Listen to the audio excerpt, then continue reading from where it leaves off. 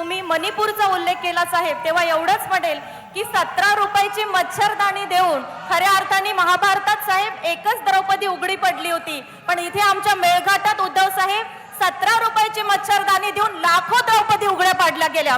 तेव्हा खऱ्या अर्थाने एवढंच म्हणेल, अंधार फार झाला आता दिवा पाहिजे, या महाराष्ट्राला पुन्हा एकदा बाळासाहेबांचा उद्धवा पाहिजे। आदरणीय साहेब, आपणास आमंत्रित करताना एवढंच म्हणेल पवार साहेब की तुम्हाला प्रश्न केला होता साहेब की आजपर्यंत एवढ्या सत्ता आल्यात आणि गेल्यात, पण महाराष्ट्राला महिला मुख्यमंत्री आजपर्यंत मिळाली नाही, पण तुम्ही कान पकडून म्हटलं होतं साहेब की चूक झाली दुरुस्त करू। या अमरावतीने साहेब भारताला पहिली महिला राष्ट्रपती दिली आणि आता आग्रह आहे की पहिली महिला मुख्यमंत्री सुद्धा या अमरावतीला दिली पाहिजे साहेब। तेव्हा अंधार झाला एवढंच म्हणेल पवार साहेबांकडे पाहून की दिवसाच चोरट्यांनो जाळू नका मशाली, दिवसाच चोरट्यांनो जाळू नका मशाली, अजूनही न सूर्य केला तुमच्या कुणी हवाली, अजूनही न सूर्य केला तुमच्या कुणी हवाली। सहर्ष आमंत्रित करते सगळ्यांना एकत्र ठेवून आम्ही पहिली आघाडी स्थापन केली। त्या खांद्यावर हात नको ठेवू। त्याच्याशी मान्यवर उद्धव ठाकरे व्यासपीठावर असलेले आणि महाराष्ट्रामध्ये सगळ्यांना एकत्र ठेवून आम्ही लोकांनी जी आघाडी स्थापन केली त्याच्याचे मान्यवर उद्धव ठाकरे, व्यासपीठावर असलेले काँग्रेस पक्ष, राष्ट्रवादी काँग्रेस पक्ष, उद्धवजींच्या नेतृत्वाखालची शिवसेना आणि अन्य सगळे पक्ष, या पक्षांचे पदाधिकारी आणि उपस्थित सहकारी बंधू भगिनी, गेले काही दिवस उद्धवजी मी स्वतः आणि आमच्या आघाडीचे सहकारी महाराष्ट्राच्या कानाकोपऱ्यामध्ये जाऊन आपली भूमिका मांडण्याचा प्रयत्न करत आहेत आणि जे काही संकट आज देशावर दिसतं आहे त्या संकटातून मुक्तता कशी करता येईल, होता येईल याचा विचार मांडण्याचा प्रयत्न करतो। आज या ठिकाणी आल्याच्या नंतर मला अनेक जुन्या गोष्टी आठवतात। सार्वजनिक जीवनामध्ये मी कामाची सुरुवात केल्याच्या नंतर तरुणांच्या चळवळीमध्ये सहभागी झालो, महाराष्ट्रावर फिरलो,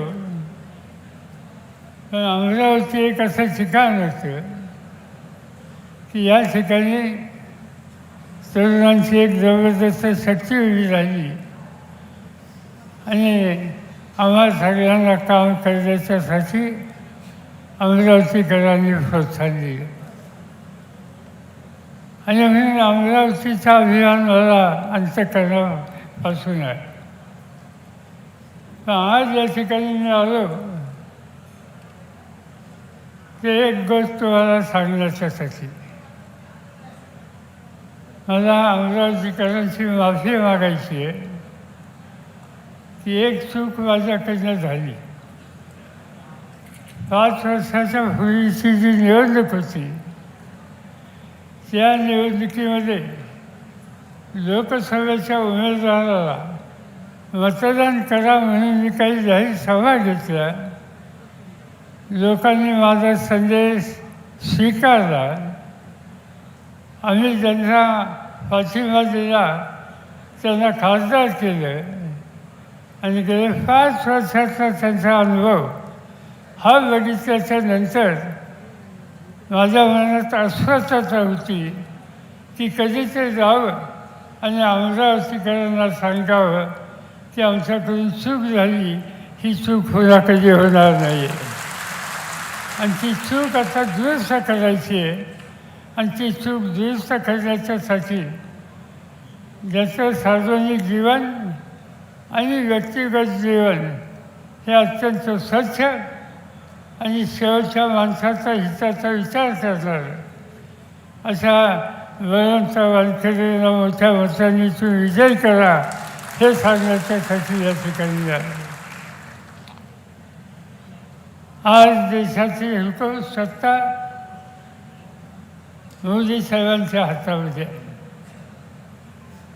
गेले 10 वर्ष आपण बघतो आहोत. अनेक ठिकाणची त्यांची भाषणं ऐकतो. काय सांगतात ते हल्ली? मी विधानसभा, लोकसभा आणि राज्यसभेमध्ये गेली 56 वर्ष आहे. आज हिंदुस्थानच्या पार्लमेंटमध्ये अशी कोणी व्यक्ती नाही की तो एके दिवसाचा गॅप न घेता 56 वर्ष सतत निवडून घेतो. त्या 56 वर्षामध्ये अनेकांना जवळून पाहिलं, लांबून पाहिलं. इंदिरा गांधींना पाहिलं, राजीव गांधी आणि आम्ही एकत्र संसदेमध्ये होतो, त्यांचं कामकाज पाहिलं.